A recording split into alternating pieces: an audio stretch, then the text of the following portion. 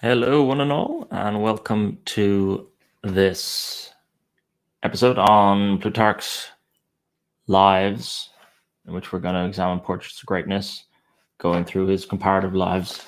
We're on to Pericles and Fabius.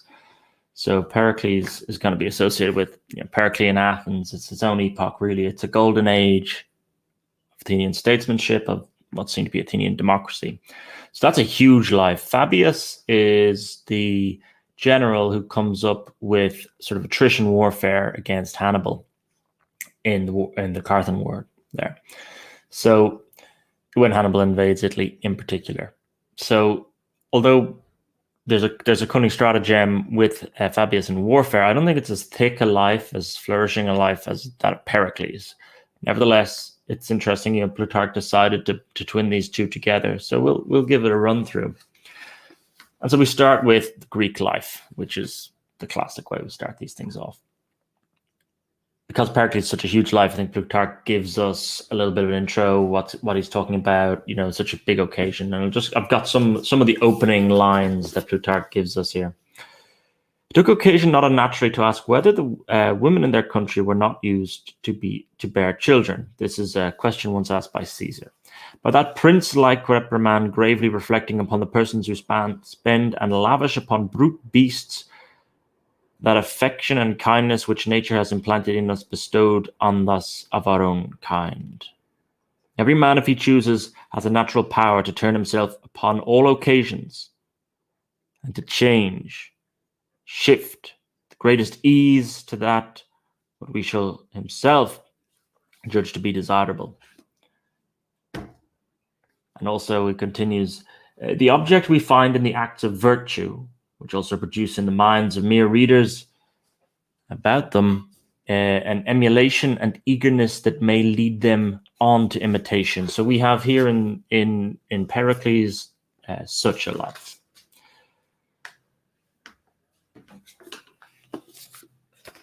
Nor did any generous and ingenious young man at the sight of the statue of Jupiter at Pisa ever desire to be a Phidias, right? When you see the statue of Jupiter at Pisa, right, is a famous statue of antiquity, but you don't desire to be a Phidias, right? A sculptor, a man who makes the things. You desire to be the man who is the thing being made. Or on seeing Juno at Argos, longing to be a Polycletus, or feel induced by his pleasure in their poems to wish to be an Anacreon, or Philitas, or Archilochus. So same with poetry. I don't want to be an Anacreon when I'm a young man. Or let's look at Pindar, right? If you're listening to a Pindar Olympian ode, you want to be with the athlete, necessary when you're young in particular. Moral good is a practical stimulus. It is no sooner seen than it inspires an impulse to practice and influences the mind and character, not by a mere imitation, which we look at, but by the statement of the fact it creates a moral purpose. And also, I mean, this is a perfect example of what he's on about. We're not reading this to be a Plutarch, though we are thankful of what he's done. We're reading this to be, or to gain understanding of the characteristics of the people he puts in his work, not necessarily the author itself. So let's look at Pericles. Pericles was of the tribe Achamantis in the township of Colargos, the noblest birth both on his father's and mother's side. Xanthippus, his father, who defeated the king of Persia's generals in the battle of Mycale, took the wife Agoriste, the grandchildren of Clisthenes, who drove out the sons of Pisistratus. So immediately we've got a few things there. He's going to be in the peace of Pisistratus, right? He's going to be in that, tyranny and then subsequent ordeal of getting rid of the tyrant. And also this isn't a completely humble man. I think he's less humble. I compare some of Pericles, what he's doing, to what we saw Solon being. Solon was the middleman really between Draco, it goes Draco, Solon, Pisistratus, that first wave of Athenian democracy in Solon. But he was Pericles is more of a man of the aristocracy. He's not a tyrant of the populare in a similar way to, whether you can debate it on Solon, certainly not Pisistratus. He is more of decent lineage, as can be described there by Plutarch. He also had this abnormally large skull. So much so he's always depicted with a helmet on or something like this.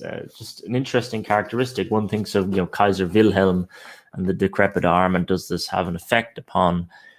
Does this have an effect, upon the later decisions you make when you're in charge, or your inhibitions, or your conception of how other people are thinking about you?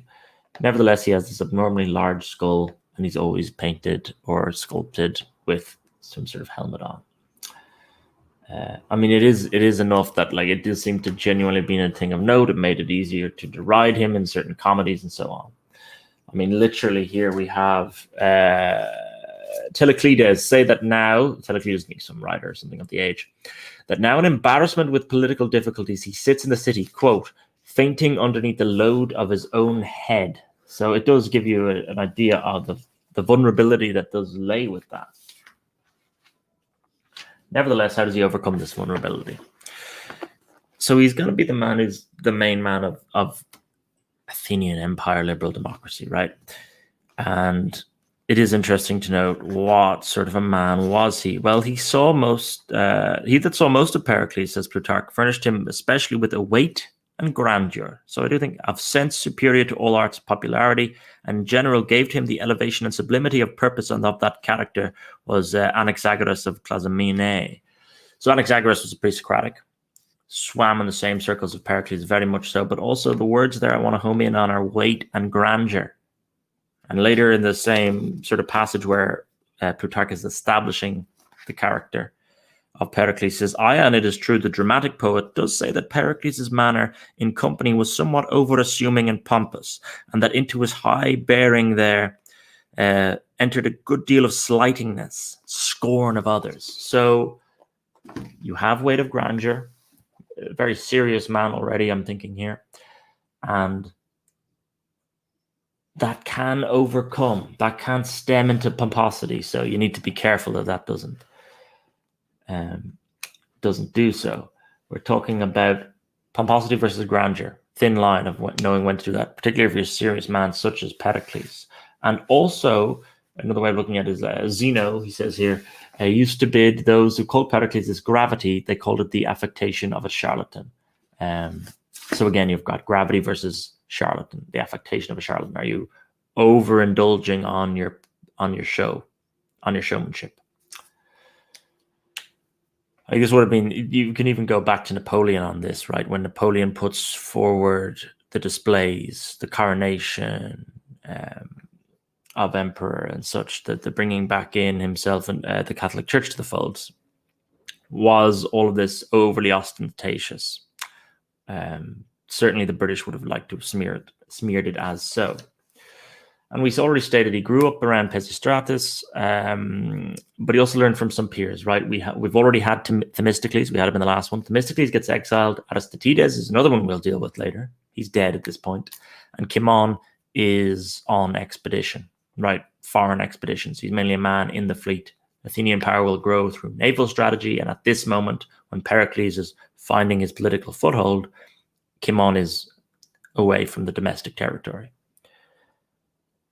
Let's look at an early example of this gravity that we mentioned, right? Gravity versus affectation of a charlatan. What do we actually have here? Pericles, however, to avoid any feeling of commonness, right? So we said Cimon is of the aristocracy.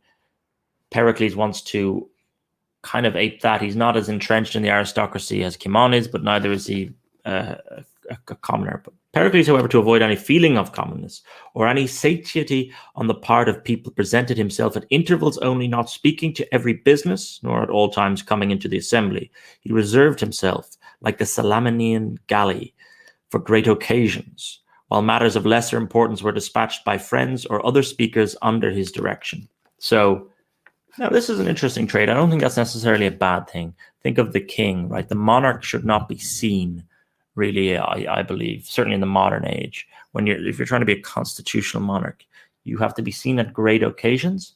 But when your life becomes that of the equivalent of the Hollywood celebrity, when you're in the tabloids, when they're being talked about daily like that, this is a loss of the constitutional monarchical situation. You want to be seen a little bit like Pericles is here, reserved in the occasions at which you reveal yourself. Also think about just general people you once admired, and then you go and you can see their Twitter feed now and all the likes, and see that they're, when they show themselves too much or when they show themselves in the wrong format, it is degrading to their character. So we're going to go to his first big political move. That's the move against Cimon. Now, we already stated, Cimon was sort of foreign policy guy out on the naval empire. Pericles at this point is still in Athens very much. So surrounded by pre-Socratics like Anaxagoras. So he is obviously a man of ambition. Initially a military man, but I think he begins to swim in these circles in Athens while greatness is happening in the likes of Cimon, right? Also, Themistocles, they've kicked out the Persians. There's a sense of ascendancy in Athens, and he begins to get moved into the whole cultural milieu as something ascendant, not just victories on the battlefield. Sophocles said, Pericles, when talking to him, a general ought not only to have clean hands, but also clean eyes. And that's what we're going to see, the beginning of a man who can see clean eyes. He uses Ephialtes to banish Cimon. We're talking now about 461 BC. He also was slightly resentful of the Areopagi, the Council of Elders, which existed, and he tried to redistribute the wealth of the people. And we can see here some points, right? He was unable to use his own wealth. Cimon did this much better as a more entrenched aristocrat, to use your wealth to gain favor with the people. He tried the redistribution of wealth with the people, and the challenges Cimon was in cahoots with the Areopagi. He begins to reform these using a character called Ephialtes, and Cimon gets banished. I think the detail on that is probably a bit more lacking, but let's just say there's a cunning intrusion there. Ephialtes was, again, a populist style man who had better connections to the Areopagi and could maneuver this for him. I mean, you can think of the Lloyd George Churchill dialogue there. Who's using each other there? Both have their own vision of this partnership, the one between Ephialtes and Pericles. But nevertheless, it is successful to drive out Cimon. And that's easier to do, right? Cimon is not in Athens. We saw this when Solon returns to Athens and is just so surprised that Pisistratus has gained so much popularity amongst people. Solon, you weren't there. You're on your travels. So a similar thing can be happening with Cimon here. Now, there is, though, Cimon has to be brought back because of this, the Lacedaemonian threat. The Lacedaemonian threat it's like a hard boundary condition on Athens, and it's going to be a recurring thing in Pericles' life. It's eventually going to lead to the Peloponnesian War and Pericles' own downfall. But right now he has to bring Cimon back. They settle on his retirement. You know, when the people are given this incursion, given the chance of an incursion by Spartans, they get fearful and they want the more solid conservative Cimon, someone they know they can trust in the bind. And it's funny, Ephialtes then is very quickly murdered after this, and this is used against Pericles.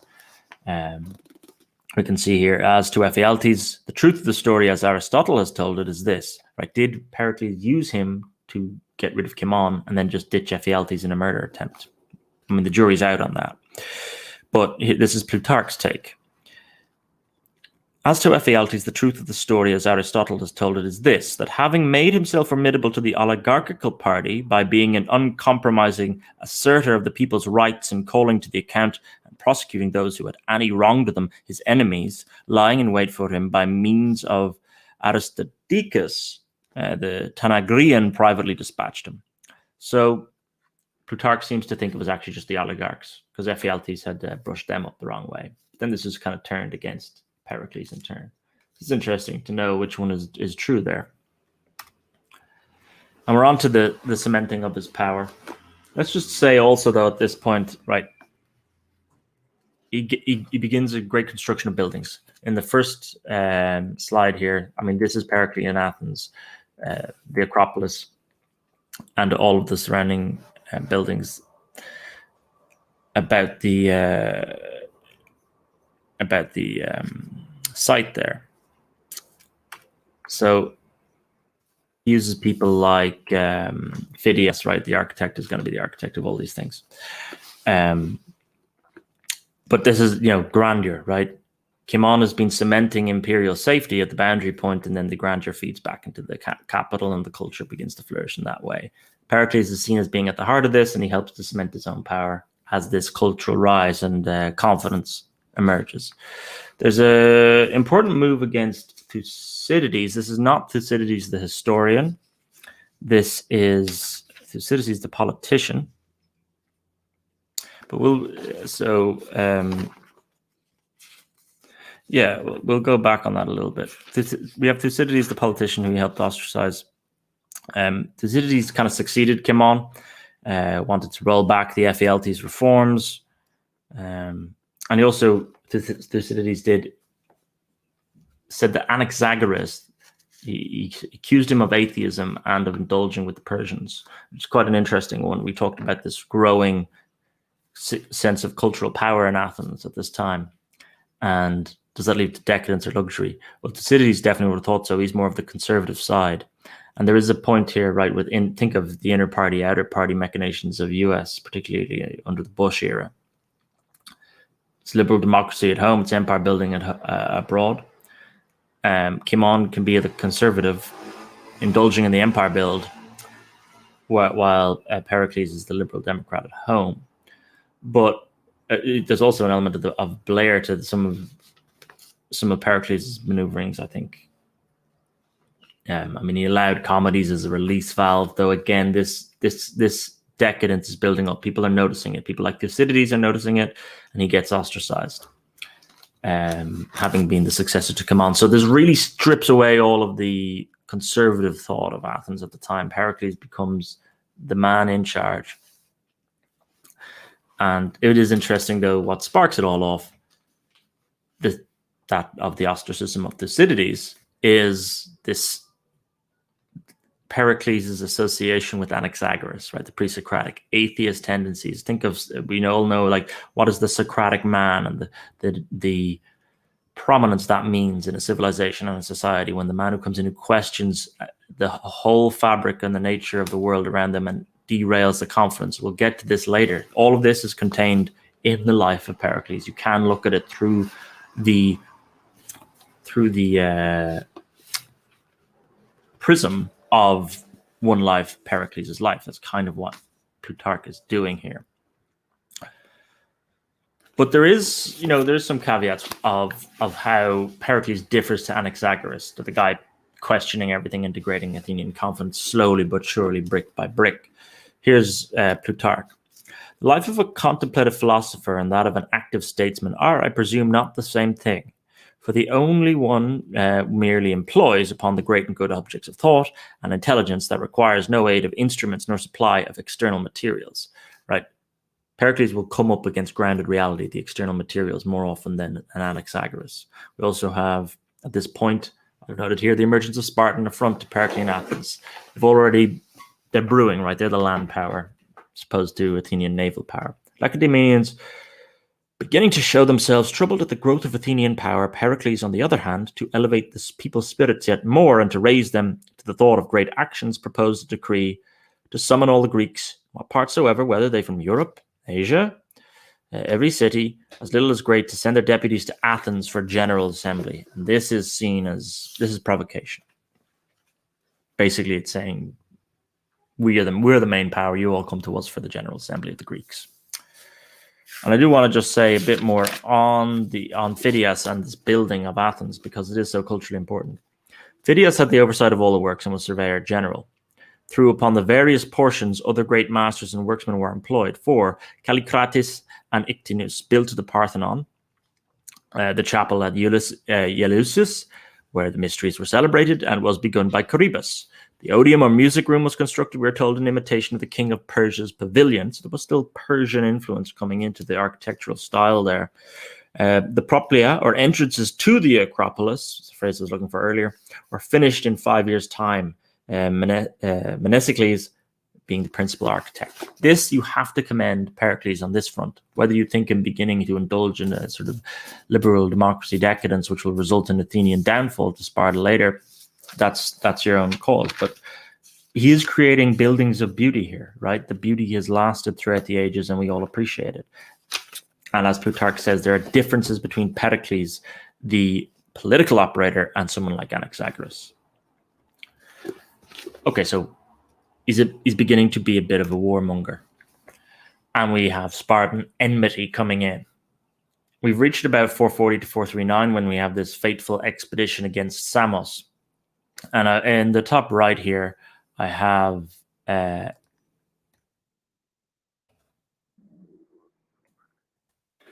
checking everything's going all right there. I have a map of what this age looks like territorially, right? We have Athens being the naval power. It has the Aegean, right? Mer Égée. This is a French map. It has all of these islands. Samos is right there on the right-hand side. Persia is the land power to the east of that, but it doesn't have these coasts. And Sparta is beginning to be a land power in the Peloponnesian, pushing up into Delphi focus right around here. And here we have Athens in the center, and it streams left along this isthmus. You have Corinth and Megaria are around this isthmus. These are like where the proxy wars will start off. Thebes and focus in Delphi and Boeotia.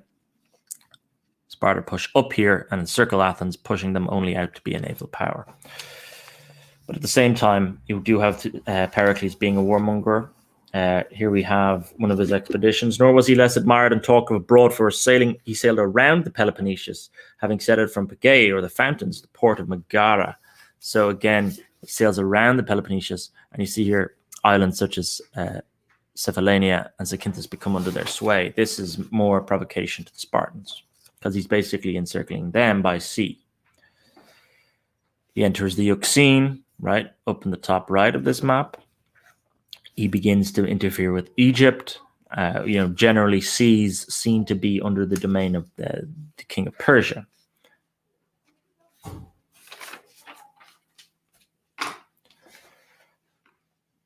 But you need to know the limits of your own conquest. And he kind of does this. He doesn't engage Sparta directly at more. Okay. And here we have why I think Plutarch has twinned him with Fabius, because Fabius refuses to engage with Hannibal. And so this refusal of Pericles to engage directly, it's a tactic, right? Plutarch's looking mainly at these lives he's comparing them because of the tactics they employed in war, but there's actually so much more to Pericles' life, which was because it gets fleshed out. So a proxy war sort of develops. The Lacedaemonians, having gone with an army to Delphi, restored Apollo's temple with the Phocians. Got their possession to the Delphians. Immediately after their departure, Pericles with another army came in and restored the Phocians. So again, I said this piece here, focus. Again, back and forth. And we get to this piece where, right, the expedition against Samos. There is this weird bit where, right, bottom right, what do I have here? This is the salon of Aspasia. Aspasia being the woman who is said to hold sway a certain bit over Pericles. There's a book I have, which I might go into later once I've cemented the original bits of the lives, called The Passionate Statesman. And it makes arguments about Plutarch was obsessed with how his heroes would behave around women. A lot of this comes in later. I mean, the Antony and Cleopatra is going to be a telltale sign of this. But I think this is our first intrusion of this. The allure of Aspasia. Aspasia convinces Pericles to go to Samos and liberate them. They have an oligarchical system there. And it says, no, side with I think it's Miletus. Also, all of this is out to the east of the Aegean. They want to put their own people in power in Samos. Aspasia as well wasn't just in the ear of Pericles. She had a whole salon. You can compare this to, like Madame Théroigne, or these certain salons in Paris just on the eve of the revolution, 1780s. These influencers would come in, and the women would be very good at coordinating these sort of things. So Aspasia, look at some of the names here. Phidias, the architect, Socrates, Pericles, Plato, Anaxagoras there, of course, Alcibiades. This is a little bit of an indulgence. Socrates would be about 25 years younger than Pericles, so don't get too mixed up with it. But Aspasia is meant to have influenced Socrates later in life. And so he goes to Samos, he prevaricates. this is the straw that breaks the camel's back, really, with Spartan enmity, that he goes to Samos and puts in his own regime there. Pericles does. But I mean, he's a clever maneuver. He's gotten rid of Kimon, the Areopagi, Thucydides. You know, he's been involved in Delphi. He's not. Yes, there's been an all-out conflagration begins, but I still think, you know, the war gets dirty, right? And I'm going to skip to, 10 years, really, because eventually a lot of the things we've been alluding to. I'm just going to check how long I've been going on this. Yeah, we've been going about 25 minutes, about right for a life. So there's an end of innocence in the empire once the major conflagration takes place. And we could say people mocked him for having gone out with Aspasia. The comedians mock him, and I said this would continue. Although it works as a release valve early on, it will continue to undermine you. And because Aspasia sends him out, Pericles, to Samos, the comedians use that to undermine him in turn. I mean, they called her this character Omphale, but everyone knew who they were talking about.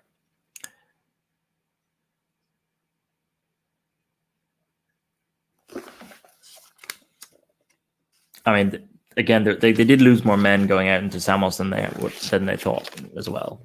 So all of this helped imbue the Spartans with courage. So he has to withstand a 9-month siege of Samos. That's kind of it's both. It's his apotheosis. It's his moment. It's his zenith, right? They say he relieves the siege of Samos in 9 months, whereas Troy took 10 years. He's heralded as his hero, but really Spartan land power is going to overrun them through the course of the Peloponnesian War. And I have here 3 points which start to go against him.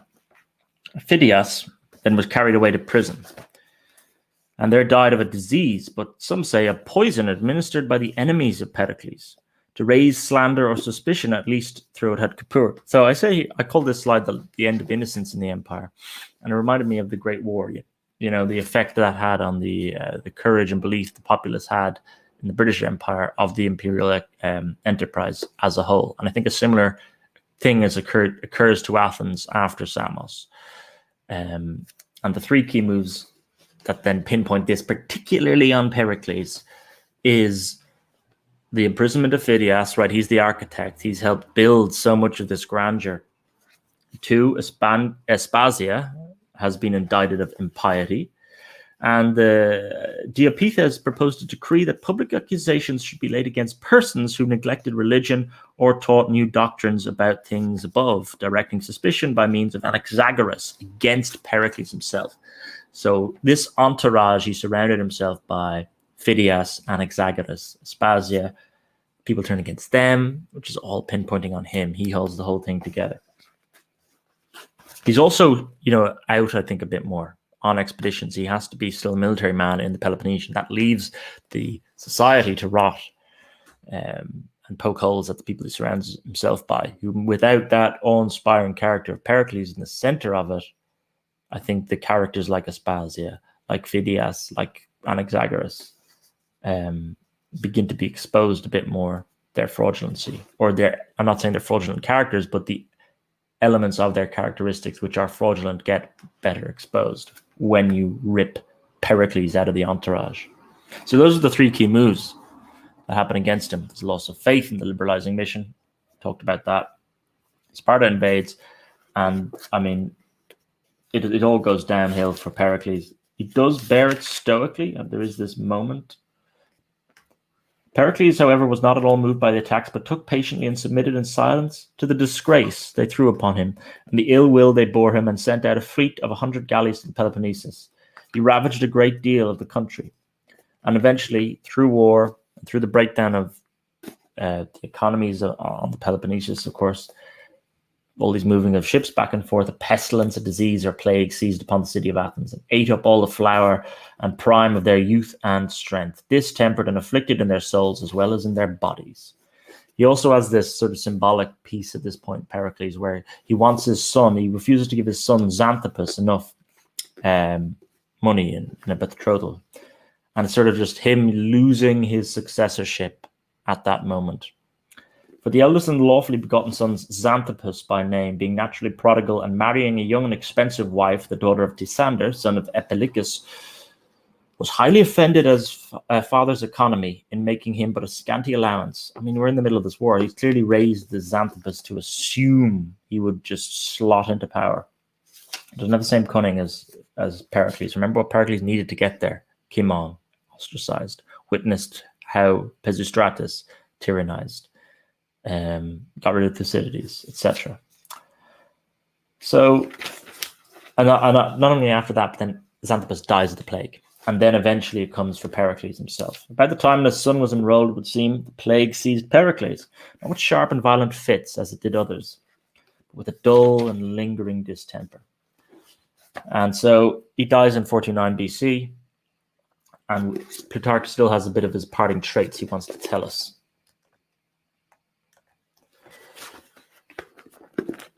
He was indeed a character deserving of our high admiration, not only for his equitable and mild temper, which again, he does say he maintains his mild temper, if a little bit of stubbornness. Right? There's a point in the Peloponnesian War where he can send ambassadors want a peace, and he refuses it.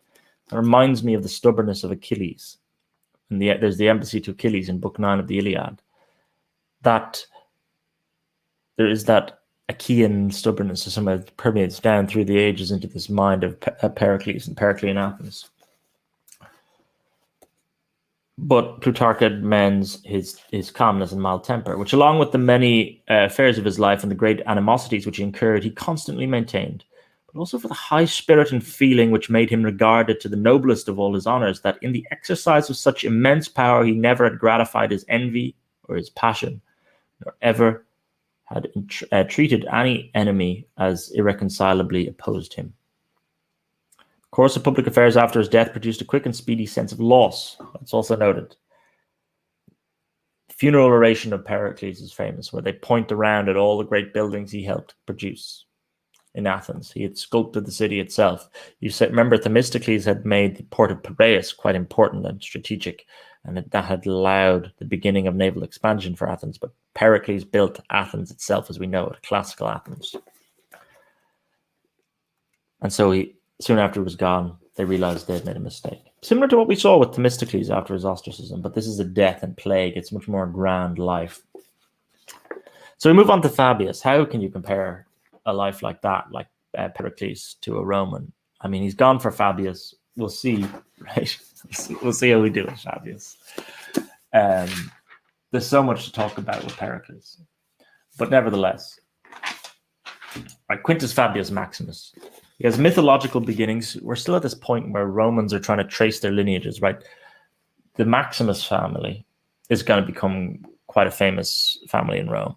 And like it comes from characters like this. I think we have a Camillus, whatever his family was. We're seeing it here that there's a Flaminis in here.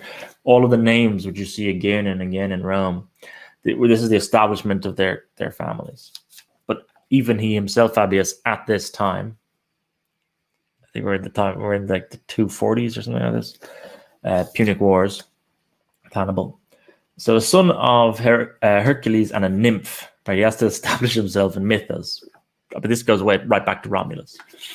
Of some woman of that country who brought him forth on the banks of the Tiber, was it said, the first Fabius, founder of the numerous and distinguished family of the name. So the family, is Fabius, not Maximus. Pardon me. This Fabius, though, our one, the Maximus, Fabius Rullus, who first brought the honorable surname of Maximus into his family, was called Vericosus, from a wart on his upper lip, and his childhood they in like manner named him Ovicula, or the Lamb, on account of his extreme mildness in temper, exactly like what we had with Pericles. His slowness in speaking, his long labor in pains and learning. Who judge him superficially? Right, again, that's interesting. Plutarch wants us to talk about the people are judging them. People are judging them superficially, right? Pericles' large skull, this Avicula, or the Lamb, Vericosus, right? You have a verruca or something here. But if you do that, you esteem them insensible, says Plutarch, insensible and stupid. That's how you esteem them, by judging them superficially. But few only saw this tardiness proceeded from stability, and discerned the greatness of his mind and the lion-likeness of his temper.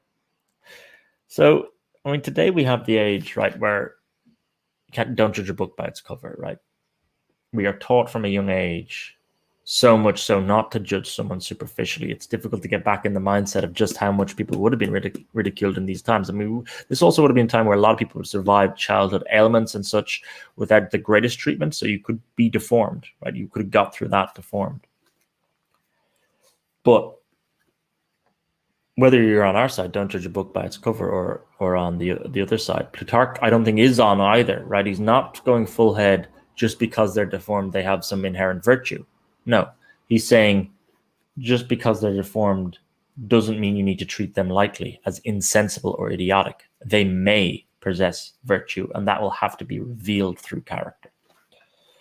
His eloquence indeed had not much popular ornament. This is Fabius.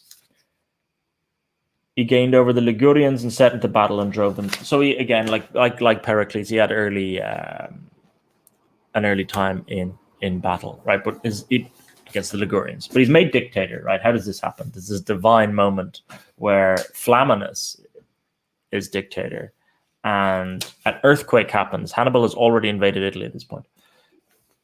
After this, Hannibal came to Italy, your first entrance, having gained a great battle at the river Trebia, traversed all Tuscany with his victorious army, and desolating the country round about, and filled Rome itself with astonishment and terror. This is quite different. Rome at this point is young, and it easier gets instilled with astonishment and terror. This is very different, I think, to the Athens Pericles inhabited, where there is a decadence. Kimon is cementing the frontier, but you're becoming an empire. There's not much of a belief that the center is going to get attacked in the same way the Romans seem to understand here. Fabius, on the other side, thought it not suitable to engage with the enemy. So immediately from the start, he thought, this Hannibal is the real deal. We need to be careful about how we engage with it. Okay, but he's not really in charge. Flaminis engages. The Carthaginians were but few and wanted money and supplies. So Fabius says, just starve them out, right? Attrition, and attack the supply chains. But nevertheless, there's a battle near Lake Thrasymene in Tuscany. And at the moment of the engagement, there happened so great an earthquake that it destroyed several towns, including the life of Flaminis, who was above Fabius. So he bestows funeral honors upon Flaminis and made a diligent search after it, but could not find him among the dead. So he cannot find his the body. We are beaten, O Romans, in a great battle. The consul, Flaminis was only consul, not dictator. The consul Flaminis is killed. But here's the trait of Fabius, right, to rally the people. The danger at hand at last awakened their judgments into a resolution to choose a dictator who, by the sovereign authority of his office and by his personal wisdom and courage, might be able to manage the public affairs. The choice unanimously fell upon Fabius. Unanimously, I mean, that's interesting. The first solemn action of his dictatorship was, right, this is where the 4 key actions that I've stated here. Instigate religious ceremony, consult the Sibylline books, find predictions in those books, and then offer a food sacrifice. So, solemn action of dictatorship, negligence of religious and divine ceremonies, Fabius thought was the reason for the earthquake. That's interesting that you have this, like, I always like that when nature itself affects them, because what do we know now? Well, we can peel across the layers and know about the underlying plates, tectonic plates and such, why the earthquake happens. But there's still nothing to say, like, why would it happen in that moment? Why would it take out Flaminis? Why would, there's so much congregating on the single event there that I do find it, and again, we've always had this with the Romans. The Romans seemed more, particularly in these early days, before they fully equated their own pagan beliefs and tried to match them up with the Greek deities, I think they're more religious, I believe. That's what I'm seeing at this moment. We've got Delphi in Greece, but there's, amongst these great characters that we've seen so far, we've only seen 5 of them on each side. I'm seeing more religiosity among the Romans. Numa, I mean, literally the apotheosis of Romulus. Theseus doesn't really happen to that. You can say he's a demigod or whatever. You don't see someone in that. I mean, in that day to day, like heading into the Vespers, etc. I mean, when your country is invaded and you say, "No, I'm going to consult Sibylline books," I think it says a lot about the Roman character at this point. But ultimately, it works. It gives people better heart, right? And we had these thin divides, whether you were, what was it, wealth, you were displaying wealth and grandeur, or whether it was an affectation of a charlatan. That's sort of the divide we had earlier. Whether gravity of purpose or overcompensation. Similarly here, you have this thin difference between instilling heart in people or instilling them with an overconfidence that shouldn't actually be there. Now, immediately he had these tactics that he wanted to pursue, right? The dilatory way gave occasion on his camp for suspicion of want of courage, and this opinion prevailed yet more in Hannibal's army. Hannibal was himself the only one who was not deceived, and who discerned Fabius's skill and detected his tactics. But nevertheless, he does face obloquy, which is what I said down here. Reports that these things the dictator are persuading him to avoid general obloquy, he should engage the enemy. And his answer was, "I should be more faint-hearted than they make me, if through fear or idle reproaches I should abandon my own convictions." And I think that is, in a nutshell, why Fabius is included in Plutarch's Greats. He will not abandon his own convictions for fear of idle reproaches. Doesn't matter who they're by. So he's a bit stubborn. You can add that to the Periclean stubbornness. Hannibal he's still on the peninsula, and he's invoking certain rage and fear amongst the Romans. And there's this younger man called Manoucius who believes they should engage in direct combat.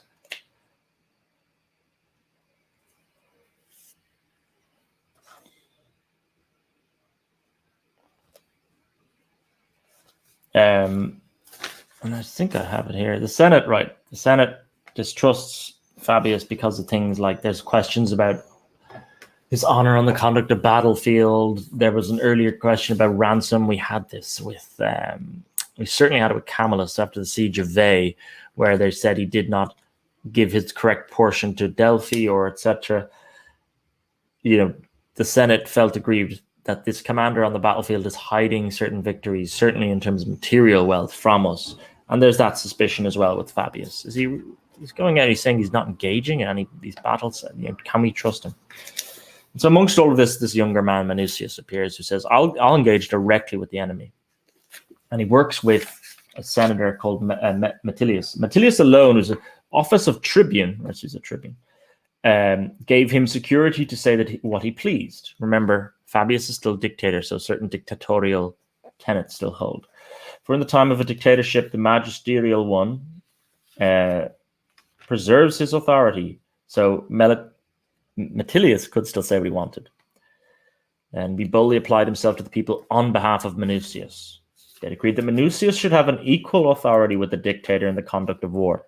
I mean, this is a complete slap across the face for Fabius. The enemies of Fabius thought they had sufficiently humiliated and subdued him by raising Manoucius to his equal in authority. But we have this calm temperament of Fabius, which we clearly don't have outside because there's a beeping car. So Fabius, with great tranquility and unconcern, submitted to what happened, contributed a proof to the argument of the philosophers that a just and good man is not capable of being dishonored. I mean, just raw conviction there from Fabius. No, I am just and good. My whole focus is on the preservation of Rome. Therefore, I cannot be dishonored in such a way. Manoucius so elevated with his new dignity that a joint authority not contenting him, he required by turns to have, he wanted to, so Manoucius wanted not just joint authority, but like turns, right? This is my turn, he would say to Fabius, being leader. Fabius drew the line there. He said, no. It's a co-leadership leadership on the battlefield. The young general, then despising these admonitions, still wasn't enough that he got so elevated. The false humility of age immediately removed with the body of his army and encamped himself right on the cusp of where he knew Hannibal was.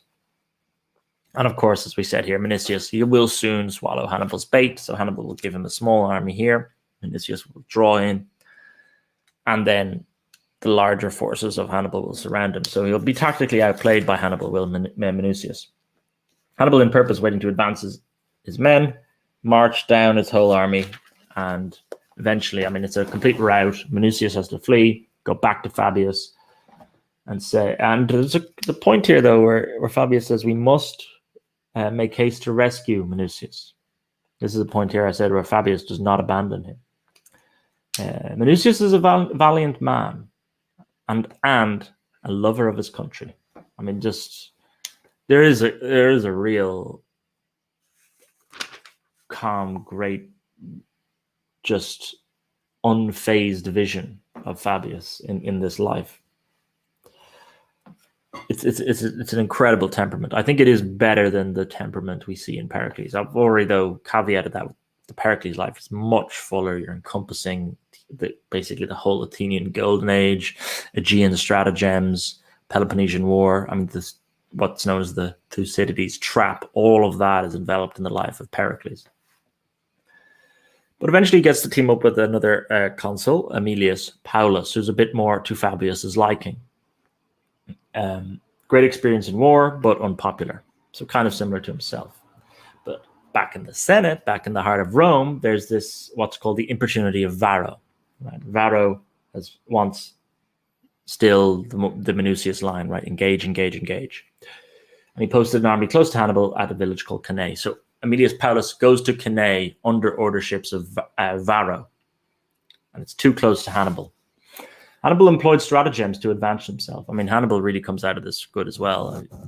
You would have loved almost Plutarch just to have done a life of Hannibal. Hannibal employed stratagems to advance himself. In the first place, he so drew up his men, and the wind was at their backs, which at that time blew with fierce, perfect storm of violence, and sweeping over the great plains of sand, carried before it a cloud of dust over the Carthaginian army into the faces of the Romans. He put into his wings and in the body, which was somewhat more advanced than wings, he placed the worst and weakest of his army. Consul Varro, with a thin company, fled to Venusia, and Aemilius Paulus, unable any longer to oppose the flight of his men or the pursuit of the enemy, his body all covered up with wounds, and his soul no less wounded with grief, he sat upon a stone and commanded to tell Fabius Maximus that. So he sends someone to run to where Fabius Maximus is, right? And that messenger goes and is commanded to tell Fabius Maximus that Aemilius Paulus had followed his directions to the very last. So it's this sort of death of Aemilius Paulus is, I think we have him later as a life in its own right. So we will go into that in a bit more detail, but he stood there to the last. I mean, you can think of that like when Brutus in the life of Poplicola stood at the gates of Rome against the invading, I'm going to forget now who it was, from the south. Not the Tuscans, not the Etruscans from the north. It was probably from the south. It has escaped me now, but look back to the life of Poplicola for that event. It's an event described by Macaulay, right? The defense of Rome, right early in the Republic, when Tarquin wants to reestablish himself. So, Aemilius Paulus is gone. And it maybe now, the Romans actually begin to think about, I think it's the Samnians actually. So, getting that mixed up with Samos, right? Too many similar names going on between the Greeks and the Romans. But the Senate finally realized, right, Fabius has the right strategy here to defeat Hannibal. And so there's more, so he teams up with another general called Marcellus. There's more successes here, but eventually Marcellus falls in his 5th consulship. And there is still this moment of triumph for Fabius at Torrentium. And I just wanted to wrap up with Torrentium in the last days. So basically, when Marcellus gets felled, there's also this. He uses Fabius was in his own country, right, and Hannibal is in his. When you're in enemy territory, you have to believe that everyone you speak to is an enemy. This is where Hannibal gets let down. There was this young Tarentine in the army that had a sister in Torrentium, then in possession of the enemy, who entirely loved her brother and wholly depended upon him. He, being informed that a certain Bruttian, whom Hannibal had made a commander of the garrison, was deeply in love with his sister, conceived hopes that he might possibly turn it to the advantage of Rome. So never trust anyone. Like your army could have men who are laying with women. They have brothers. They have family. It's their country. The word can get out of what you're doing, where your maneuvers are happening, etc. So there was this. They knew there was this place in Torrentium that Fabius knew that he could take. There was also a body of 8,000 men, the worst in the Roman army, who had most been runaways and had been brought by Marcellus from Sicily in dishonor. Therefore, he threw out these men as bait, did Fabius, for Hannibal, to divert him from Torrentium. And then he instantly took Torrentium himself. Hannibal, it is said, was within 5 miles of Torrentium when he was informed that the town was taken. He said openly, Rome then also has got a Hannibal. As we won Torrentium, so have we lost it.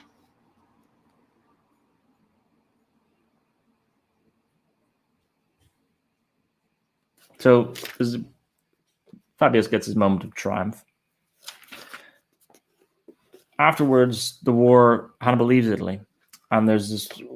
Cornelius Scipio says, "Let's take the war to him. Let's go to Carthage itself. Let's land on Africa, create an amphibious war." Cornelius Scipio, who was sent into Spain, had driven the Carthaginians, defeated him in many battles out of the country, and had gained over to Rome many towns and nations with large resources. He was received at his coming home with unexampled joy and acclamation of the people. So obliged to Hannibal, instead of invading the countries of others, to draw back and defend his own. To this end, he proceeded to exert all influence he had with the people. Fabius, on the other side, opposed the undertaking with all his might, alarming the city and telling them that nothing but the temerity of hot young man could inspire them at such dangerous counsels, and so sparing no means by words or deed to prevent it. So, till now in Fabius's life, we haven't actually seen him put a foot wrong. He was right against Manoucius. He was right against Varro. He was right exactly in the tactics needed to employ against Hannibal, and he was right when he needed to instill the heart of the people with all the religious affairs and ceremonies. Here is the first point where he has gone older and he hasn't realized how much the situation has changed. Scipio has actually driven Hannibal out. And so Scipio is not Manoucius, whereas in Fabius's mind, he still seems to be. And Fabius is a bit older now. He's seen the war play out in his head, and he's forecasting that too much on how the war will play out in the future. The situation has changed, and Scipio actually has the right. And as Plutarch calls it here, it seemed the morosity and ill will, the pusillanimity of old age, or a fear that had now become exaggerated of the skill of Hannibal.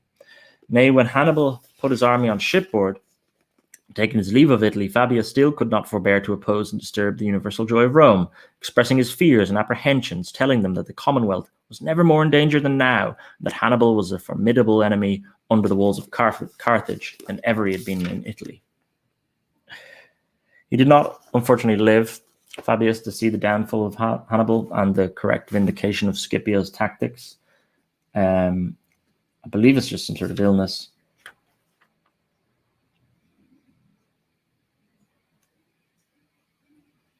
But again, at his funeral, there's private contribution from each citizen. He's not quite given the complete fanfare we get with Pericles, but nevertheless, I think that his service was recognized. He also has the fortune of dying at the right time. If he had remained more stubborn, he may have curtailed the invasion of Carthage altogether, right?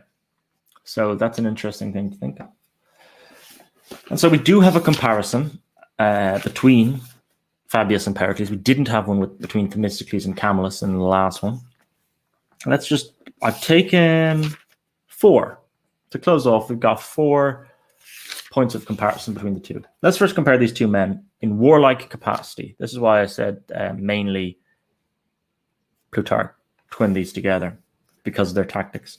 Pericles presided in his commonwealth when it was in its most flourishing and opulent condition, great and growing in power. Fabius, who undertook the government in the worst and most difficult time. I've already laid that out. And that changed the mentality, though. My addition to that was that changed the mentality of the citizens actually living in it. Right? You don't have Vespasia's salon in Rome at that time. You do have senators who are overly eager to engage in battle. It's a different home front you have to deal with. Perhaps it may be more easy to govern a city broken and tamed with calamities and adversity than compelled by danger and necessity to listen to wisdom than it is to bridle on wantonness and temerity. This is Plutarch's point about the comparative decadence of Athens. And rule a people pampered and restive with long prosperity, as were the Athenians when Pericles held the reins of government. That's point 1. 2, we may say a Torrentium retaken against Samos. So let's actually look at battles, right? So 1 was the overall conduct. 2 is battles, right? Compare Pericles going after Samos to Fabius going after Torrentium. The action of Pericles can be compared to the memorable rescue of Manoucius rather than the actual taking of Torrentium. Torrentium is cold and calculated. Samos is what Manoucius does. Takes the bait almost. Now, I don't think it's Spartan bait necessarily, but it's you rush headlong into something without thinking through the full repercussions of it on the grand strategy. So that's point 2, the actual battles of Samos and Torrentium in comparison. Point 3, must have a clear foresight of things to come in this point. Pericles is superior. Nevertheless, despite the Samos wrong, Pericles is superior in the foresight, says Plutarch. That's quite interesting. I wouldn't have naturally thought that. He admonished the Athenians and told them beforehand the ruin of the war would bring upon them by their grasping more than what they would be able to manage. So there are other actors in this. Now, I still said there was stubbornness in Pericles where he refused the ambassadorial role to Sparta, so I'm not sure I entirely agree with Plutarch there. But the mildness of Fabius towards his colleague Manoucius does, by way of comparison, rebuke and condemn the exertions of Pericles to banish Cimon and Thucydides, noble, aristocratic men, who by his means they suffered ostracism. So I would say that third point is Fabius does not ostracize you. I mean, ostracism was a literal political maneuver that you could do in ancient Athens, but even in terms of working with you, Fabius will let you back into the fold. Pericles will not at all. And finally, we have Pericles was eminent in never taking any gifts, Fabius for giving his own money to ransom his soldiers. For the beauty and magnificence of the temples and public edifices which he adorned his country, it must be confessed that all the ornaments and structures of Rome to the time of the Caesars had nothing to compare, either in greatness of design or of expense, with the luster of those which Pericles had only erected at Athens. So that fourth point really is a bit harsh on Fabius, but basically it's about that Phidias architectural legacy that Pericles could instill, right? Think of the funeral orations of Pericles. They could point to those buildings that he had built and say, look at the magnificence. Not so with Fabius upon his funeral. And so that's it for this life comparative of Fabius and Pericles. I think this is a good one. There's a lot to take from the life of Pericles and a lot to muse on. So until the next time. And the next one is also actually a good pair, Alcibiades and Coriolanus. Until then, we'll see you.